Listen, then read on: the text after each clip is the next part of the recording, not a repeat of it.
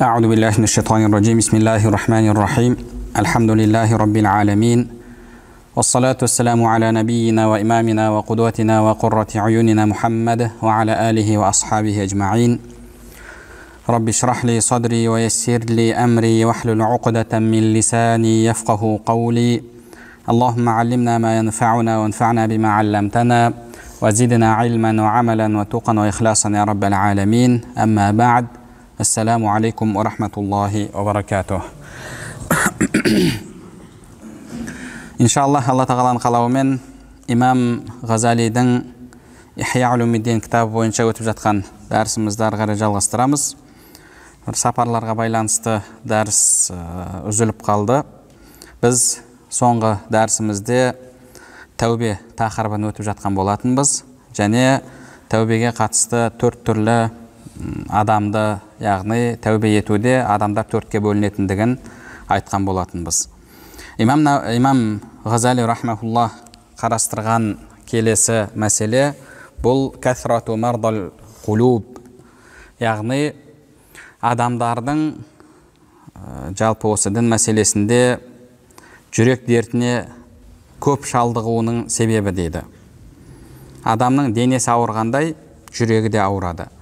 Құранда Алла тағала фи құлубихим марад фазадахумуллаху марада, олардың жүректерінде дерт бар, Алла сол дерттерін арттырды дейді. Демек, адамның жүрегі дертке шалдығады. Және сондай Құранда қалбун салим, сау жүрек деген сөз бар. Яума ла янфау малу ва ла банун илля ман аталлаха би қалбин салим. Қиямет күні мал мүлік, бала шаға пайда бермейді. Кім сау жүрекпен келсе, сол сау жүрек пайда береді дейді. Демек, жүрегіңіз ауыр болып баратын болсаңыз, онда проблема. Осы жүрек дертінен адам құтылуы қажет. Пайғамбарымыз саллаллаху алейхи уассалам адамның денесінде бір кесек ет бар, егер сол түзелсе, дене түзеледі, ол бұзылса, дене бұзылады деді. Бұл жердегі ауру, бұл әлбетте рухани ауру. Рухани ауру. Енді адамдар не үшін осы рухани дертке көп шалдығады? Жүрек дертіне неге көп деп шалдығады?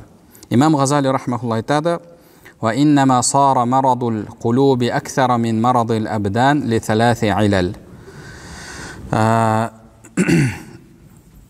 Жүрек дертіне шалдыққандардың, жүрек бұл жерде жүрек деген кезде рухани, яғни рухани дертке шалдыққандардың санының медициналық дертке шалдыққандардан көп болуының үш себебі бар деді. Яғни бізде жалпы адамдар медициналық дертке де шалғып жатады, түрлі дерттерге. Біреуде бас ауырады, біреуде көз ауырады, біреуде құлақ, біреуде аяқ, біреуде жүрегі деген сияқты.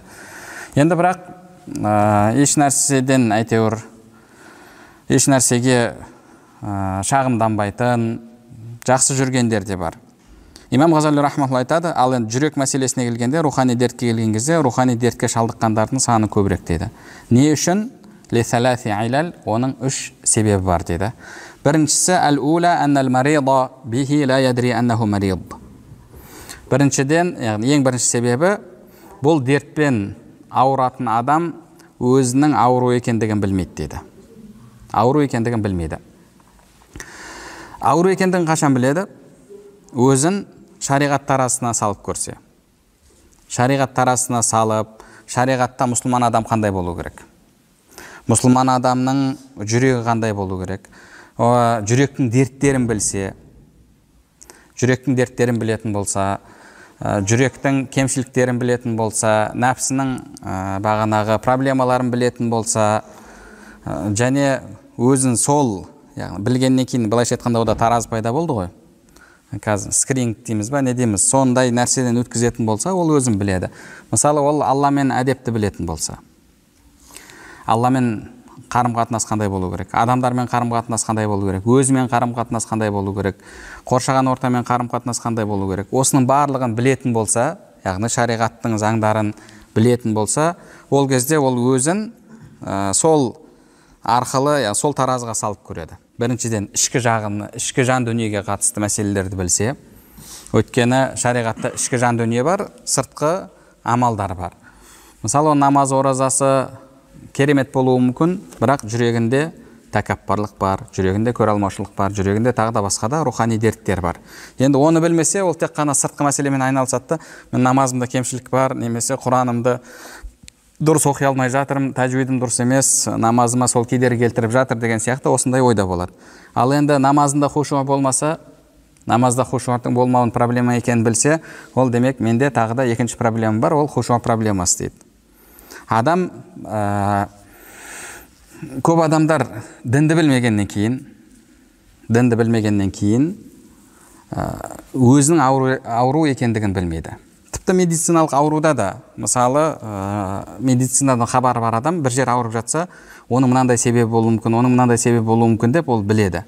Демек менде мына жерім ауырып жатыр деп, сонымен қаралуға тырысады.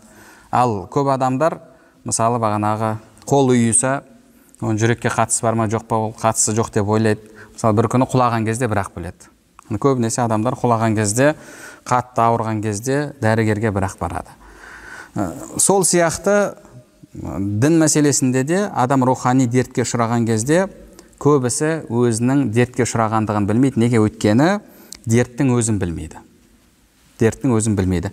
Сол үшін де біз бірінші өзіміздің ауру екенімізді білу үшін аурудың не екендігін білуіміз керек. Енді медициналық дертте оның бір белгілері болады. Мысалы, басыңыз ауырады, қиналасыз, сөйтесіз дәрігерге барасыз, дәрігер сізге айтып береді. Ал енді рухани дертте, мысалы, сіздің жүрегіңізде тәкаппарлық болғаны үшін басыңыз ауырады ма, немесе қолыңыз үйіп, немесе бағанағы почкаңыз ұстай ма? Жоқ. Ол ауырмағаннан кейін сіз білмейсіз. Білмейсіз де жүре бересіз, менде бәрі керемет екен деп. Ал бірақ Алла тағала айтқандай, фи қулубихим марад, олардың жүректерінде дерт бар дегендей, жүрегімізде дерт болуы мүмкін, бірақ біз оны білмейміз. Сол үшін де Имам Ғазали рахмаллаху айтады, әл-ула аннал марида бихи ла ядри аннаху марид. Бұл салада, яғни рухани дерт саласында ауру адам өзінің ауру екендігін білмейді. Біріншіден ауруды білмегендіктен, рухани аурудың не екендігін, оның түрлерін, оның яғни өзін қалай біледі, оның жолдарын білмегендіктен де өзінің ауру екендігін білмейді. Біз көптеген сабақтарда Имам Ғазалидің сөздерін келтірдік. Мысалы, бір дертті айтады да артынша айтады. Оны білгің келсе, яғни сенде сол дерт бар ма, жоқ па, білгің келсе, онда мына нәрселерге қарап көр дейді. Мына нәрселерге қарап көр. Мысалы, жай ғана мысал, қазір есіме түсіп тұрған, сенде атақ құмарлық дерті бар ма, жоқ па, соны білгің келсе дейді. Онда сен, мысалы, жақсы уағызшы болсаң, тағы бір уағызшы шықса, адамдар оны көбірек тыңдап жатса, сен соған қуансаң, онда сенде нормально дейді. Егер қызғансаң, онда сенде демек атақ құмарлық дерті бар дейді. Мысал, жай ғана бір мысал. Немесе сен айтпақшы болған нәрсені, айтпақшы болып жүрген нәрсеңді бір мәселеге байланысты басқа бір уағызшы айтса, адамдар оны жақсы қабылдаса, сен соған қуана білсең, онда сенің жүрегің нормально дейді. Ал егер қап мен айтуым керек еді, мен айтқанда ол хит болар ма еді, басқа деген сияқты сондай бір ойға түсетін болсаң дейді, онда значит сен жүрегіңде дінді жеткізуға емес, өзіңді атақты ету, өзіңнің атыңды шығару, осындай дерт бар дейді. Яғни жалпы осылай былайша айтқанда өзінің белгілері болады дерттердің. Соны сіз білсеңіз, ол кезде өзіңіздің ауру екендігіңізді білесіз. Білмесеңіз, онда ауру екеніңізді білмей жүре бересіз. Бұл бірінші себебі. Екінші себебі әс-сәния анна ақибатаху ғайру мушахада фи хадал алам би хилафи марадил бадан. Фаинна ақибатаху маутун мушахад танфуру аттибау минх. وما بعد الموت غير مشاهد وعاقبة الذنوب موت القلب وهو غير مشاهد في هذا العالم. Екінші себебі дейді, медициналық аурудың нәтижесі саған бұл дүниеде көрінеді дейді. Бұл дүниеде көрінеді. Яғни басың сыздайды, басың ауырады, жүрегің ауырады, сүйегің қақсайды, тағы да басқа да сондай, мысалы, почкаң ұстайды деген сияқты. Сен одан қиналасың ба? Қиналасың. Қиналасың, саған ол ауыр тиеді. Және оның соңы емделмесең неге алып келеді? аурудың соңы емделмей жүре беретін болсаң, өлімге алып келеді. Адам өлімді жек көре ме? Өлімді жек көреді. Өлгісі келмей ме? Өлгісі келмейді. Сол үшін өлмеудің қамын жасайды. Өлмеудің қамын жасайды. Одан кейін мәселе тек қана өлімге алып келетін болса, ол тағы бір сәрі. Бірақ оған дейін қиналасың ғой. Жаның қиналады, сүйегің қақсайды, тағы басқа жерің ауырады. Мысалы, почка ұстаған кезде әлгі бағанағы тас келіп бір жерге тіреліп қалса, оны басынан өткізгендер біледі, қаншалықты оның адамға ауыр тиетіндігін. Сол үшін ол емделуге тырысады. Ал рухани дерттің салдары, рухани дерттің әсері бұл дүниеде көріне бермейді. Бұл дүниеде көрінбейді. Көрінбейді, егер сен Алладан ұзақ болсаң, егер Аллаға жақын болсаң, Аллаға жақын болатын болсаң, жүрегің сау болатын болса, ол кезде көрінеді. Ол кезде, мысалы, адам хушуқпен намаз оқи алмаған үшін қиналады, Құранға махаббаты болмаған үшін қиналады, ықылассыздығы үшін қиналады. Сол үшін, яғни, өзін жейді, не үшін менде ықылас жоқ, не үшін Құран оқудан ләззат ала алмай жатырмын, не үшін намаз оқыған кезде ойым тұрақталмайды, не үшін деген ода сұрақтар болады, мазалайды. Егер Алламен арасында қарым-қатынас үшін ол алаңдайтын болса, соған көңіл бөлетін болса, жүрегі сау болатын болса, ал жүрегі өліп қалған адам үшін оның нәтижесі көрінбейді.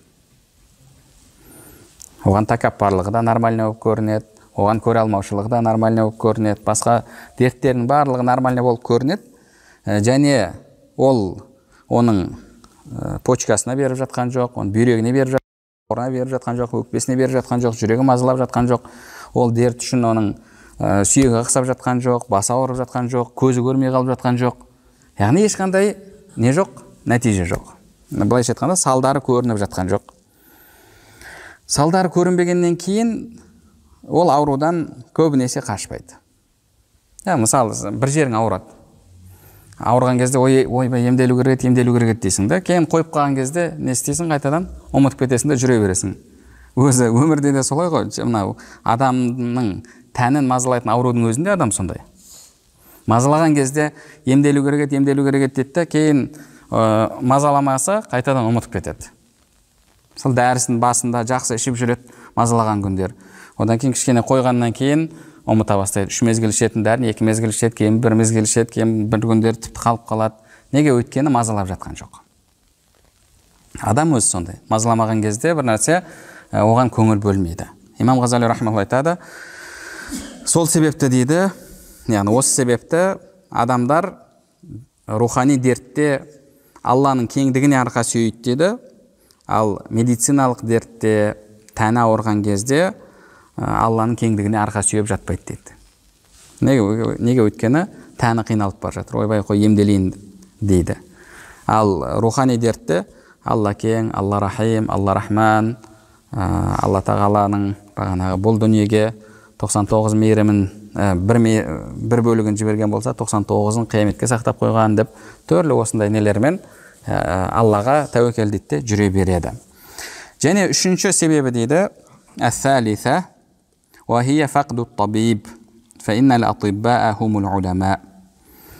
Үшінші себебі бұл дәрігердің болмауы дейді. Негізінде бұл саланың дәрігерлері ғұламалар дейді. Ғұламалардың өзі көбінесе сыртқы тек қана шариғи мәселелерді үйретумен айналысып кетті де, адамдардың ішкі жан дүниесін тәрбиелеуді тастап қойды дейді. Өзінің және басқалардың дейді. Имам Ғазали рахмаулла бұны сол ғасырда, сол кездері айтып жатыр. Сол кездің өзінде қанша ғұламалар сыртқы мәселемен айналысып кетті дейді. Ол кісі Әл-Мадраса Низамия деген, немесе Назамия деген үлкен оқу орнында сабақ берген, білесіздер. Оны Низамул Мүлк деген, Низамул Мүлк деп аталған уәзір, Селжоқлы деген кино бар ғой, білесіздер. Селжоқлыда баған Низамул Мүлк дейді, кімнің сұлтанның орынбасары. Аты кім еді? Сол кісі қалыптастырып кеткен үлкен оқу орны. Қазіргі тілмен айтқанда, былайша айтқанда, Гарвард сол неге тең келеді? Оксфорд сияқты сондай деңгейдегі университет, яғни оқу орны. Ол жерде сабақ беру кез келген ғалымның арманы. Ол жерде сабақ берсе, сұлтанның өзі ол жерге келіп тұрады, ол ғұламаларды жеке таниды, сұлтанның сұхбатында болады, былайша айтқанда патшаның, яғни сонда үлкен жетістікке қол жеткізетін жер. Имам Ғазали рахмаулла сол жерде сабақ беретін деңгейге жеткен. Адамдарға танылған, ғылымымен жан-жақты бұл кісі танылған. Сөйтіп сол медресеге шақырып, медреседе сабақ берген. Ол кісінің Әл-Мунқидh мин ад-далал деген кітабы бар. Сол кітабында не үшін медреседен, сол медресені тастап кетіп қалғандығын айтады. Және ол шешімді қабылдауына тағы да бір 6 айдай уақыт кетеді. Қарасам дейді, үлкен-үлкен ғұламалар дейді. Фихтан керемет, усул фихтан керемет, тәпсірден керемет, басқадан керемет, енді сабақтарды мықты беретін ғұламалар дейді. Патша келген кезде мәймөңкелеп, жағымпазданып, қарап тұрсаң, қалағандары дүние дейді. Көрініп тұрады ғой кейде. Мақтайды, артық мақтау сөздерді айтып, Имам Ғазали соның бәрін көріп қарайды да, негізі бұл шариғаттан, діннен мақсат негізі жүректі емдеу емес пе еді. Мыналарда не проблема деп, неге бұлар біледі ғой осының барлығын деп, сол жерде жүріп, іштей қиналады. Іштей қиналады да тастап кеткісі келеді. Енді тастап кету деген оңай нәрсе емес қой. Анандай жетістікке жетіп тұрып, күнде болмаса да әр жұмада мысалы сұлтан келіп сол жерге жұманы оқиды, сөйтеді, ғұламалармен кездеседі, әрқайсысын жеке таниды, бір проблемасы болса айта алады. Сондай жағдайдан кетіп қалғысы келіп жүр. Неге? Өйткені ана жердің барлығы енді жағымпаздықтың иісі сасып кеткен дейді. Сондай жағдайда. Кей күндері қатты ойланып қиналған кезде, ол кісіге нервіне қатты әсер еткен кезде тіпті сөйлей алмай қалатын деңгейге жеткен. Енді 6 айдай уақыты кетеді, не істеуге? Сол жер тастап кетуге. Ол кісі сол жер тастап кетіп, сонымен дәруиш дейді ғой, бейшара болып, бар бедуиндердің жанында өмір сүреді, тағы бір сопылар тұратын арнайы орын болады, сол жақта жүреді, үйтеді, бет сөйтіп 10 жыл уақытын өткізгеннен кейін барып, осы Ихя улумиддин деген кітапты жазады. Яғни 10 жылдық тәжірибесінің негізінде осы кітапты жазады. Ішкі жан дүние, оның дерттері деген сияқты мәселелерді. Сол жерде, мысалы қарап отыратын болсаңыз, ол кісі сондай жерді тастап кетті. Енді тастап кету деген оған оңайға соққан жоқ. Неге? Өйткені енді ондай нәрседен бас тарту деген оңай емес.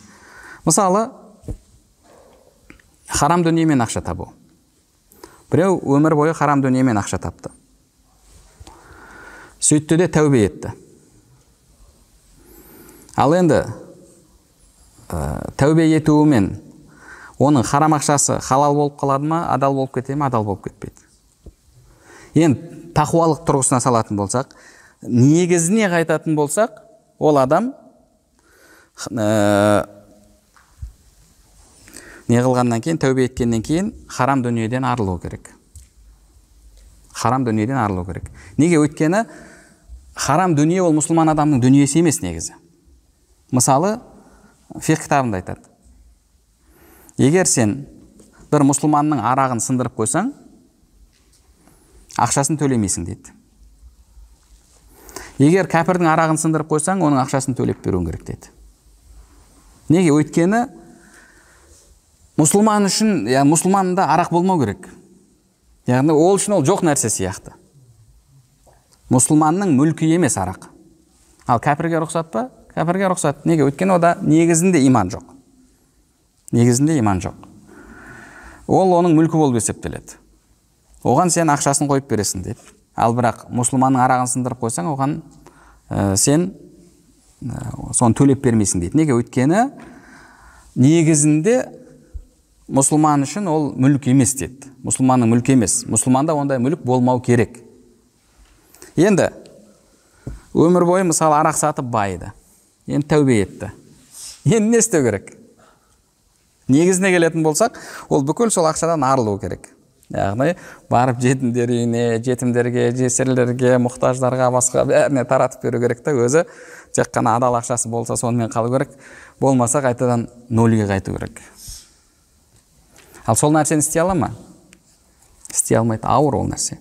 Сол үшін де ғұламалар пәтуа берген, біздің заманымызда иман әлсірегендіктен, бұл шарт өте адамдарға ауыр тигендіктен біз харам дүниеңнен құтыл, толықтай құтыл деп, яғни арыл, бас тарт деп пәтуа бермейміз деген осындай ғұламалардың пәтуалары бар. Неге? Өйткені ауыр нәрсе де ол. Мысалы, сен тәубе ет, намазға кел, бірақ мысалы сен қазір 5 миллион долларың болса, нөлге түсуің керек десеңіз. Нөлге түсуің керек, сөйтіп, қайтадан жалдамалы пәтерге көшіп, көтерілгің келсе, қайтадан көтерілуің керек десеңіз, ол намазға келмеуі мүмкін. Тәубеге келмеуі мүмкін. Имам Ғазали рахматуллах айтады, ғұламалардың өздері көбісі осы дертпен ауырып қалған, және одан кейін басқаларды емдеумен де айналыспайды дейді. Біріншіден өздері ауырып қалған, екіншіден бұл жағына көңіл бөлу қалып қалды дейді. Сол себепті адамдарда осы рухани дертке шалдығу көп дейді. Рухани дертке шалдығу көп. Яғни бұл жалпы адамдардың осы рухани дерт деп жатқан дүниесі күнә ғой. Біз тәубе тақырыбында сөйлеп жатқаннан кейін Имам Ғазали рахматуллах күнә мәселесін айтып жатыр. Күнә, яғни ширктен бастап барлығы күнә. Барлығы күнә. Демек, жүректің дерті дегеніміз, яғни жүрекке сол күнәнің толуы, күнәларды жақсы көру. Оған осы үш себеп бар екен. Жалпы не себепті адамдар рухани дертке көп шалдығады? Оның осы үш себебі бар. Енді екіншіден асбабул исрар аля замби ва илажу. Адамдар не үшін күнә істеуден бас тартпайды, күнәда тұрақтылық жасайды, және оның емі дейді. Оның емі. Біріншіден, أن العقاب الموعود غيب ليس بحاضر والنفس جبلت متأثرة بالحاضر فتأثرها بالموعود ضعيف بالإضافة إلى تأثرها بالحاضر. Ең бірінші себебі адамдардың күнә істеген кезде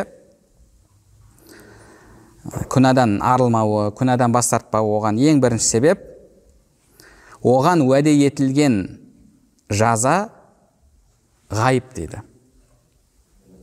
Оған уәде етілген жаза ғайып және тура сол жерде болмайды дейді. Сол себепті дейді. Егер сен намаз оқымасаң, аспаннан найзағай түсіп, үйіңді өртеп жібереді десе, мысалы сондай болса, намаз оқымайтын адам бола ма? Намаз оқымайтын адам болмайды, дұрыс па? Бәрі намаз оқиды. Неге? Өйткені намаз оқымаса күнәнің жазасы бірден келеді. Бірден келеді да, мысалы, үйін өртеп жібереді. Немесе бір намаз оқымасаң, бір күн сөйлей алмай қаласың десе, сөйлей алмай қалатын болсаң, немесе қол аяғың істемей қалатын болса, ондай кезде сен әлгі күнәға бармайсың. Неге? Өйткені оның жазасы бірден келіп жатыр. Ал негізінде істеп жүрген күнәлардың жазасы бірден көріне ме адамда? Көрінбейді. Дұрыс па? Мысалы, жаһаннамда былай болады, ертең ол былай азапталады деді. Жаһаннамнан қорыққан, тозақтан қорыққан адам қорқады, аяқ тартады. Неге? Өйткені оның Аллаға және жәннатқа, тозаққа иманы кәміл сенеді.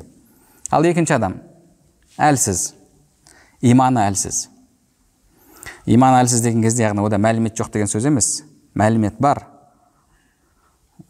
Имансыздық білмеуден болмайды ғой, немесе бағана күнә істеу білмеуден болмайды. Иманның әлсіздігінен болады. Ол біледі, Алланың бар екенін біледі, тозақтың бар екенін біледі, жәннаттың бар екендігін біледі, дүниенің сынақ екендігін біледі, өлімді біледі, қабір азабын біледі, ертең қиямет бар екендігін біледі, амал дәптері, таразы, барлығын біледі. Бірақ соған деген иманы күшті емес, сол себепті ол күнәдан бас тартылмайды. Яғни бірінші себебі дейді, бірінші себебі оның жазасы бірден келмейді дейді. Ал уәде етілген нәрседен қорқу адамда әлсіз дейді. Уәде етілген нәрседен қорқу адамды әлсіз дейді. Яғни мысалы қазір мына нәрсені істеп қойсаң, сен 5 жылдан кейін аямай ұрам десе, оған ол әсер ете ме? Ой, 5 жыл бар ғой дейді. Дұрыс па? Қазір осы жерде таяқ жейсің десе, қорқады. Ал бірақ қазір осы нәрсені істеп қойсаң, мен сен 5 жылдан кейін аямай ұрамын десе, оған әсер ете ме? Ой, 5 жылға дейін кім бар, кім жоқ дейді. Сол, яғни бұл бірінші себебі дейді, адамның күнәні тастамауының. Екінші себебі дейді, أن الشهوات الباعثة على الذنوب لذاتها ناجزة. Бірінші себебі не екен? Жазасы бірден келмейді. Екінші себебі, сіздің шахуатыңыз сол нәрсені талап етіп тұр. Шахуатыңыз сол нәрсені қалап тұр, нәпсіңіз. Нәпсіңіз байығысы келе ме? Байығысы келеді. Нәпсіге, мысалы, зина жасағысы келе ме? Бұл дүниенің ләззатын көргісі келе ме? Көргісі келеді. Яғни бір жағынан оған уәде етілген нәрсе, сен осы нәрсені істесең мынандай болады деген дүниелер ол бірден бола қалатын нәрсе емес, жаза бірден келе қалатын жаза емес. Және біраз нәрселерде ол ахиреттік жаза, біраз күнәларда.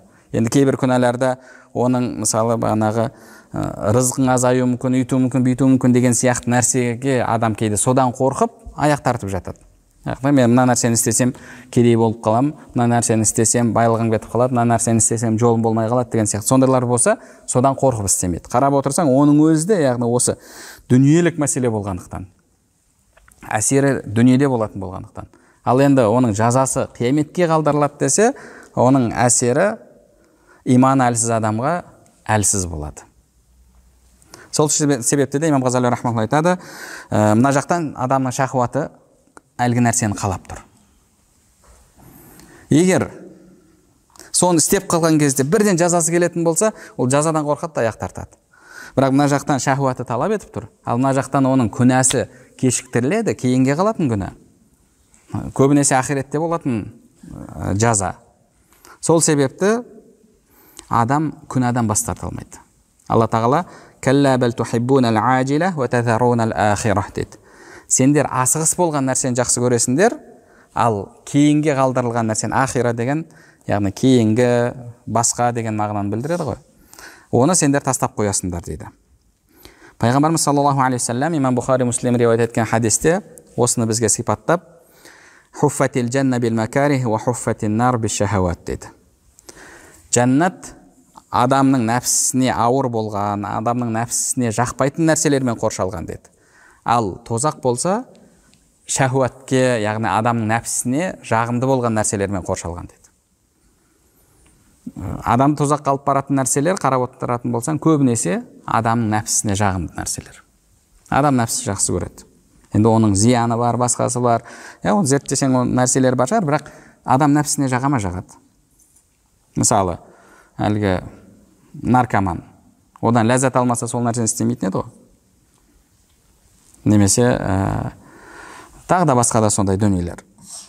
Пайғамбарымыз саллаллаху алейхи ва саллям сол үшін айтып жатыр, жәннат адамның нәпсісіне ауыр болған нәрселермен қоршалған деді. Ал тозақ болса, адамның нәпсісіне жағымды болған нәрселермен қоршалған. Адам ұйқыны жақсы көре ме? Жақсы көреді. Таңертең ұйқыны бөліп, ұйқыңды бұзып, таң намазына тұру. Әсіресе осындай қазір 3:26-ға келіп, 3:24-ке келіп, қазір қайтадан түннің ұзаруы басталды ғой. Мысалы, осыдан 2-3 күн алдын 3:24-ке келді. Яғни ең түннің қысқа уақыты. Сен мына жақта, мысалы, құптан намазың 10-дарда кіреді. Оны оқып жатам дегенше, мысалы, 12 болады. 1-2 сағаттан кейін қайтадан тұру керек. Адам нәпсісіне ауыр ма? Ауыр. Ұйқы нәпсіге жағымды ма? Жағымды. Ал енді намаз оқу, ол жәннаттың жолы. Ұйықтап қалу, намазды қаза қылу, тозақтың жолы. Бірақ тозақтың жолы нәпсіге жағымды нәрсемен қоршалып тұр. Ал жәннаттың жолы, жәннат нәпсіге ауыр нәрсемен қоршалып тұр. Яғни адамға ауыр бұл нәрселердің барлығы. Және үшіншіден дейді, үшінші себебі күнәні тастамаудың бұл أنه ما من مذنب مؤمن إلا وهو في الغالب عازم على التوبة. Енді көбісі, әсіресе ақиретке сенетін адамдардың көбісі иншалла тәубе етем деп жүреді. Иншалла тәубе етем деп жүреді. Яғни болды, бұйырса деген сияқты осындай бір өзін алдаумен жүреді. Иншалла, енді осы жолы істеп алайын, келесі жолы. Осы жолы ұйықтап қалса болды, иншалла келесі жолы деп. Осы себепті адамдар күнәні тастамайды дейді. Фәлә язалу юсауифу тәубата ва такфир. Сол себепті адам тәубені, күнәні тастауды кейінге қалдырады. Және төртінші себебі дейді, имам Ғазали рахмаулла айтады, бұл أنه ما من مؤمن إلا وهو معتقد أن الذنوب لا توجب العقابة إيجابا لا يمكن العفو عنها فهو يذنب وينتظر العفو اتكالا على فضل الله تعالى. Төртінші себебі бұл адамдағы ақидалық мәселе. Ақида, яғни сенім. Негізі шайтан адамды осындай сенімін пайдаланып та адастырады. Оның сенімін, негізі сенім дұрыс сенім. Мысалы, ла иляха иллаллах Мұхаммаду Расулулла деген адам тозақта мәңгі қала ма? Тозақта мәңгі қалмайды. Тозақта мәңгі қалмайды. Тозақта мәңгі қалады деген адам кім? Әхлі сүннат жолындағы адам емес. Ол адасқандардың ақидасы. Яғни, ол кімнің ақидасы? Хауаридждің ақидасы. Күнәһар тозаққа түскеннен кейін тозақтан шықпайды. Яғни, мұсылман болса да тозақтан шықпайды, ол тозақта мәңгі қалады десе, ол кімнің ақидасы? Ол хауаридждердің ақидасы. Мұсылманды кәпірге санайтын, кәпірге шығаратын адамның ақидасы. Ал әхлі сүннат уал жаманың ақидасы қандай? Әхлі сүннат уал жаманың ақидасы мұсылман адам тозақта мәңгі қалмайды. Яғни, бір күн емес бір күн оның күнәсі кешіріледі, сөйтіп жәннатқа кіреді. Жәннатқа кіреді. Сол үшін де кейбір хадистерде келеді. Бір күн келеді, тозақтың есіктері қаңырап, әлгі терезелері жел тұрған кезде бағана ұрылады ғой, бетіп, ұрылып, сондай тозақ қаңырап қалады деген осындай хадис бар. Бұл хадисті ғұламалар түсіндірген кезде, яғни әхлі сүннат ғұламалар айтады, бұл мұсылмандар азапталатын бөлімі дейді. Мұсылмандар азапталатын бөліміне қатысты дейді. Яғни тозақ, білесіздер, 7 түрлі, 7 деңгей. Енді Алла тағала афанажалу муслимина кәл мужримин. Біз мұсылмандарды күнәһарлар сияқты етеміз бе дейді. Сол сияқты амнажалу муттақина кәл фуджар. Тақуаларды сол арсыз күнәһарлар сияқты етеміз бе дейді. Енді ла иляха иллаллах Мұхаммаду Расулулла деген адам мен Құдайға мүлдем сенбеген адам екеуі бірдей ме? Екеуі бірдей емес. Демек, тозақта да мұсылмандардың жазаланатын бөлімі бар, күнәһар болған мұсылмандардың. Және кәпірлердің жазаланатын бөлімі бар. Енді кәпірлерге қатысты Алла тағала Құранда не деді? Халидина фиха, онда мәңгі қалады деді. Яғни әхлі сүннат жаманың ақидасы тозақ, ондағы азап мәңгі. Ал енді ондай болса, әлгі хадистерді қалай түсінеміз? Тозақ қаңырап қалады деген ғұламаларымыз айтады, ол мұсылмандар азапталатын бөліміне қатысты дейді. Өйткені бір уақыт келіп, ең соңғы қалған мұсылманның өзі де шығады ғой тозақтан. Дұрыс па? Азапталып болғаннан кейін. Енді біреулері түсіп кетеді, бірден Пайғамбарымыз саллаллаху алейхи ва саллям шапағатшы болады да шығып кетеді. Біреулеріне шәһидтер шапағатшы болады да шығып кетеді. Біреуге, мысалы, баласы шетінеп кеткен баласы шапағатшы болады да шығып кетеді. Хадистер бар ғой, шапағатшы болады деген. Біреулерге, мысалы, жамағаттағы достары шапағатшы болады. Сөйтіп әйтеуір кімдерге шапағат берілген, сол шапағатқа ілінгендер ілінеді де, сөйтіп одан кейін қалғандар қалады. Ненің тілімен айтқанда, ат звонка, да звонка, былайша айтқанда, яғни толығымен жазасын өтеп шығады. Бірақ оның жазасының бітетін уақыты бар ма? Мұсылманның, иә, тозақта мәңгі қалмайды. Сол бөлімі не қылып қалады? Кейін қаңырап қалады. Демек, мұсылман адам қанша күнәһар болса да, бір күні неден шығады? Тозақтан шығады. Бұл әхлі сүннатның ақидасы.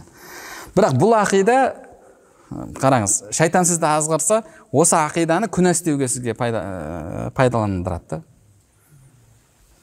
Дұрыс қой, күнә ғой, бірақ бәрібір тозаққа түскен күнде де мәңгі қалмайсың ғой дейді. Бір күн емес бір күн шығасың ғой дейді. өзі кез келген нәрсе әлгі уақытша екенін білген кезде адамға ол бір жеңілдік береді ғой. Шайтан келіп солай азғырады да кейде. Негізінде ол дұрыс сенім. Бірақ ол сенім саған күнә істеуге себеп болмау керек та. Күнә істеуге себеп болмау керек. Сол үшін де ғұламаларымыз айтады ғой. Көптеген хадистер бар Алла тағаланың мейірімділігі жайында. Анандай күнәні кешіріп жібереді, мынандай күнәні кешіріп жібереді. Адам баласы, хадис құдсиде келеді. Сен жердің көлеміндей күнәмен келсең, бірақ маған серік қоспасаң, мен оның барлығын кешіріп жіберемін деп Алла тағала айтады. Ғұламаларымыз айтады, бұндай аяттарды, бұндай хадистерді біз кімдерге айтуымыз керек дейді? Бұл аят хадистерді тәубе еткісі келетін адамның көзімен оқу керек дейді. Яғни мен тәубе етейін бе? Тәубе етсем бұл күнәм кешіріле ме, кешірілмей ме? Деп адам кейде шайтан келіп оғанда айтуы мүмкін ғой. Ой, сен күнәңді Алла кешірмейді деп. 99 кісі өлтірген адамға айтты ғой, сен күнәңді Құдай кешірмейді деп. Сондай кезде сондай адамға айту керек те оны. Сондай көзбен оқу керек. Тәубе еткісі келген адамның көзімен оқу керек дейді. Күнә істегісі келетін адамның көзімен оқымау керек дейді. Күнә істегісі келетін адамның көзімен оқысаң, онда Алла тағала ғафур рахим, Алла, давай күстей берейік. Алла кешіреді ғой. Аллаға еш нәрсе емес. Бағанағы, я айбадияллатин асрафу аля анфусим ла тақнату мин рахматилlah. Күнәда шектен шыққан құлдарым, Алланың мейірімінен күдер үзбеңдер. Инналлах яғфиру зунуба жамиа. Алла тағала күнәлердің барлығын кешіреді. Күнәлердің барлығын кешіреді, тәубе етсең. Яғни Алла үшін тәубе етсең, кешірілмейтін күнә жоқ. Оны солай оқу керек та. Сөйтіп, ол саған тәубе етуге бір мотивация болу керек. Күнә істеуге мотивация болмау керек. Имам Ғазали рахмаллах айтады. Сол үшін деді, осы төртінші себебі дейді, адам жалпы күнәнің тозақта мәңгі қалдырмайтындығын біледі деді. Сол себепті күнә істеуге барады деді. Демек біз не істеуіміз керек? Бұл нәрседен арылуымыз керек. Енді Имам Ғазали рахмаллах айтады. Бірінші себебіне қатысты деді. Бірінші себебі қандай еді? Күнәнің жазасы бірден келмейді. Шайтан осы жерде сені алдайды деді. Ұзақ қой деп. Сен сол кезде жақсылап біл дейді. Қанша ұзақ деген күнің өткен уақытқа айналып кетті. Есіңізге салып көріңіз. Мысалы, бір нәрсені күтіп жүрдіңіз. Қашан болады деп, әлі мынанша күн бар екен, әлі мынанша уақыт бар екен деп күтіп жүрген қанша нәрсеңіз өткен күнге айналып кетті. Ұзақ сияқты көрінген нәрсенің қаншасы қазір өткен күнге тарихқа айналып кетті, дұрыс па? Кеше ғана, мысалы, қашан үйленем деп жүредіңіз. Бүгін қарасаңыз, мысалы, 5-6 баланың әкесі болып отырсыз. Кеше ғана, мысалы, Рамазанға 100 күн қалды, күнде келеді ғой, 99 күн қалды, 98 күн қалды, 97 күн қалды деп, солай күнде открытка келетін, е? Ал қазір Рамазан өтіп кеткеніне қанша болды қазір? Ертең құрбан айт келіп жатыр. Сол үшін де бұл шайтанның ең үлкен азғыратын нәрсесін бірі де, ол ұзақ қой деген. Құранда Алла тағала иннахум яраунаһу баида ва нараху қариба дейді. Олар оны ұзақ көреді, бірақ біз оны жақын көреміз дейді. Және ол келетін нәрсе, ол жақын. Арабтарда сондай сөз бар. Ол келетін күн бе, онда ол жақын дейді. Ұзақ күн ол келмейтін күн дейді. Келетін нәрсенің барлығы жақын. Сен оны ұзақ көрсең де, ол көзіңді ашып жұмғанша келіп қалады. Сол үшін де олай адам алданбау керек шайтанға. Және бұл дүниенің өзінде, мысалы, бұл дүниенің өзінде дүниелік мәселеде адам ой ұзақ қой демейді. Соның қамын жасайды. Мысалы, балалары кішкентай, балаларым үшін дейді.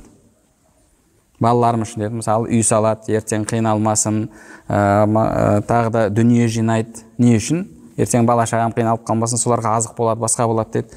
Ал сен бала шағаң өскенше қанша уақыт, одан кейін олардың жағдайының қандай болатынын білмейсің. Мүмкін Алла тағала оларға байлық беріп қалар, бай болып кетер, сенің жиған дүниеңе мұқтаж болмай, ол мысалы Форбсқа кіріп кетер. Қанша кедей ата-ананың баласы Форбсқа кіріп кетті ғой, мысалы миллионер болып. Дұрыс па? Немесе бір байға күйеу бала болар, сөйтіп байып кетер, бір миллионерға күйеу бала болып. Бірақ соның өзінде біз қамымыз жасаймыз да. Ал енді ақирет мәселесі, мәңгілік мәселеде, ой, ұзақ қой, кейін әлі уақыт бар ғой деп осылай жүреміз. Сол үшін де имам Ғазали рахмаллаху айтады, адам осы нәрсені ойлану керек дейді. Қанша күндер өтіп кетті ғой, ұзақ көріп жүрген. Демек, ертең көзді ашып жұмғанша өлімде келіп қалады. Нух алейхиссаламнан сұралады ғой, кейбір риуаяттарда айтылады. Осы 1000 жыл өміріңді қалай сипаттап бересің деген кезде, бір үйдің мына есігінен кіріп, мына есігінен шығып кеткендей болдым дейді. Қазір мысалы 40 жыл өмір сүрдік, 50 жыл өмір сүрдік. Артымызға қарасақ, мысалы, кеше ғана болған сияқты. Сол үшін де еш нәрсе ұзақ емес. Және одан кейін имам Ғазали рахмаллах айтады. Енді екінші мәселе, әлгі адамның шахуаты қинаған кезде. Шахуат қалайды ғой? Күнәні қалайды. Мысалы, бойдақ, үйлене алмай жүр, мүмкіндігі жоқ, мына жақта күнә жеңілдетіліп қойылған, жұмысында біреу қырындап жатыр, шахуат мына жақтан өлтіріп бара жатыр. Сол кезде сен ойлан деді. Сен жарайды, сол шахуатыңды қандырғың келеді. Ал енді ертең жәннатта да шахуат қандыру бар ғой.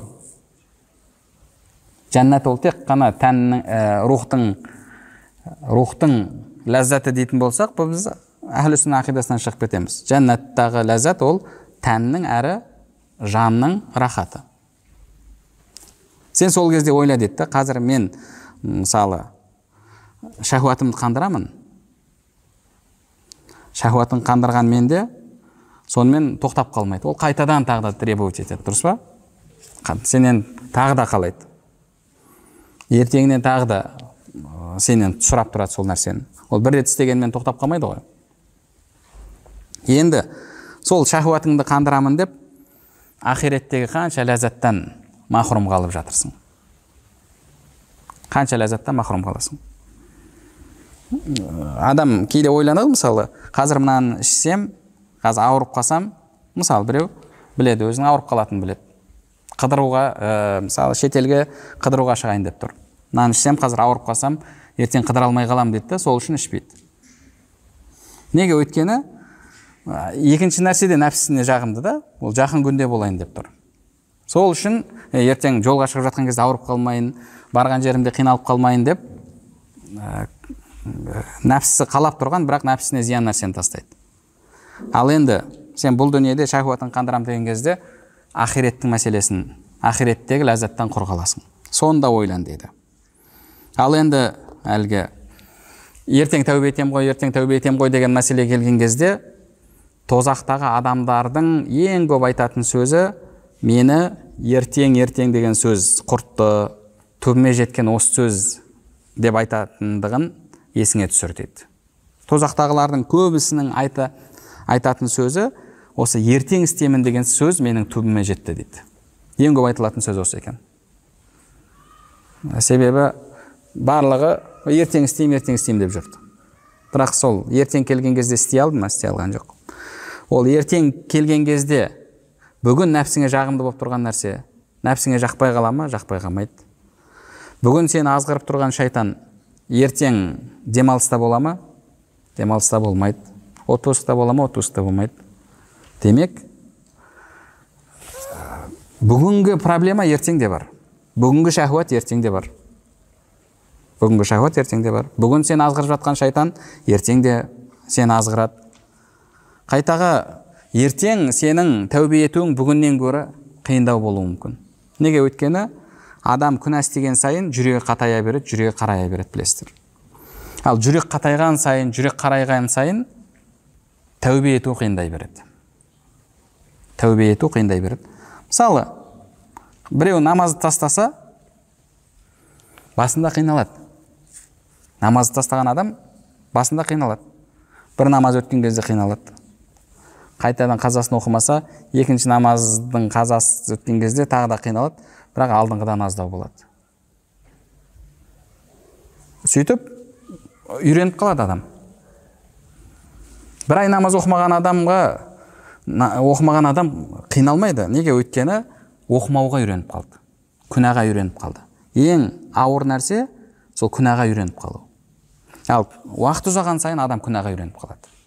Үйренген нәрседен құтылу, үйренген нәрседен арылу адамға ауыр тиеді. Сол себепті ертеңге қалдыру да бұл үлкен проблема. Соны есіңе ал дейді. Соны есіңе ал. Және төртінші себеп бұл бағанағы енді күнә үшін адам тозақта мәңгі қалмайды ғой деген мәселе. Бұны қазір біз айтып кеткенде тәубе етуші адамның көзімен оқу керек. Күнә істейтін адамның көзімен емес. Өйткені ол күнә істей берсең, ертең бір күні жүрегіңе мөр басылуы мүмкін. Бір күн келіп діннен шығып кетуі мүмкін. Қолыңда ешқандай кепілдік жоқ қой. Яғни ешқандай сенде сені қорғап тұратын қорған жоқ. Өйткені мысалы адамда иман бар, иман бар. Иманды қорғап тұратын не? Енді әртүрлі айтуға болады. Мысалы иманды қорғап тұратын ең бірінші кезекте ол білім дейік жарайды. Одан кейін парыздар. Немесе амалдармен алатын болсақ, мысалы иман, одан кейін парыздар, одан кейін уәжіптер, одан кейін сүннеттер, одан кейін нәпілдер. Соның барлығы сенің иманыңды қорғап тұрады. Ал енді сенен нәпіл амалдар, мұстахаб амалдар кетті. Значит, бір қорған бұзылды. Сенде енді не қалды? Сүннеттер қалды. Шайтан сүннеттерге шабуыл жасап, сүннеттер құласа, не қалады сенде? Парыздар қалады. Парыз құлаған кезде не қалады сенде? Енді иман, шайтанның атака жасайтын соңғы нәрсесі ол сенің иманың.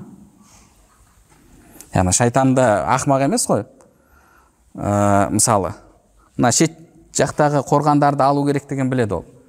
Ол бірден иманның атака жасай алмайтынын біледі. Сол үшін жайлап алып келеді да, енді сенде саған намазды таста деп сені азғырмайды, өйткені сенде намаз жоқ. Ораза ұстама деп азғырмайды, өйткені сенде ораза жоқ. Құран оқыма деп азғырмайды, өйткені сенде Құран жоқ. Зина жаса деп азғырмайды, өйткені жасап жүрсің. Енді не қалды? Шайтанның атака жасайтын иман қалды. Сонымен сен иманның атака жасай бер. Түрлі күмәндарды салады. Қараш, Алла әділ болса, осы дүниеде осынша зұлымдық бола ма? Қанша ауру баланы қара, қанша ананы қара, мынаны қара, тайрандап жүрген анау залымдарды қара. Мысалы да түрлі осындай адамдар келеді ғой, әділдік қайда деп, Құдайдың әділдігі қайда деп. Демек, оған кім проблема салып жатыр мына жеріне, жүрегіне? Шайтан салып жатыр.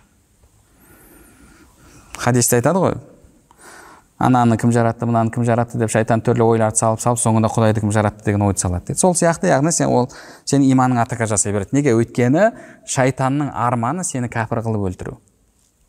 Сенімен тозақты толтыру. О Алла тағала маған мүмкіндік бер, мен сенің құлдарыңды азғырайын, сөйтіп оларды тозақ етейін деді ғой. Алла тағаладан соған мүмкіндік сұрады. Сөйтіп сол мүмкіндікті алды. Сол үшін де, яғни адамда тек қана иман қалған кезде ол білсін, шайтанның атакасы шабуылы енді иманына болады. Сол үшін де иманды біз әлгі қорғандармен қорғауымыз керек. Парыздармен, сүннеттермен, нәпілдермен, мұстахабтармен, соның бәрімен қорғап жүретін болсақ, сол кезде иншалла иманымыз амандықта болады. Және имам Ғазали рахмаллаху айтады, біз күнәдан арылу үшін, тәубеге асығу үшін Құрандағы, хадистердегі соның жазасы туралы келген, күнәнің жазасы туралы келген аят хадистерді көптеп оқуымыз керек. Пайғамбарлардың өмір баяндарын, күнәнің себебімен жазаға ұшыраған қауымдардың оқиғаларын да көптеп оқуымыз керек, содан ғибрат алуымыз керек дейді. Алла тағала оның барлығын бізге Құранда бекерге айтқан жоқ қой. Ғибрат алсын деп айтты. Кейде қарасаң, бір қауымның бір күнәсі, оларда кеңінен тараған бір күнәсі олардың құрып кетуіне себеп болды. Ал бізде солардың барлығы жиналып тұр қазір, қарайтын болсаңыз. Мысалы Лут алейхиссаламның қауымы. Олардың істеген күнәсі бізде қазір жоқ па? Жоқ, бар. Ол да көп елдер соны кәдімгі саясатына кіргізіп алған. Сен оларды қолдамасаң, онда сен диктаторсың, сен оңбағансың. Соларды мойындамасаң, сен адам құқығын мойындамаған. Мысалы да, оны үлкен мемлекеттер қолдап тұр. Одан басқа қандай күнәлар? Барлығы өкінішке қарай Алла тағала айтқандай, «Захарал фасаду фил барри вал бахр». Құрғақта да, суда да, барлық жерде күнәлар көбейіп кетті дейді.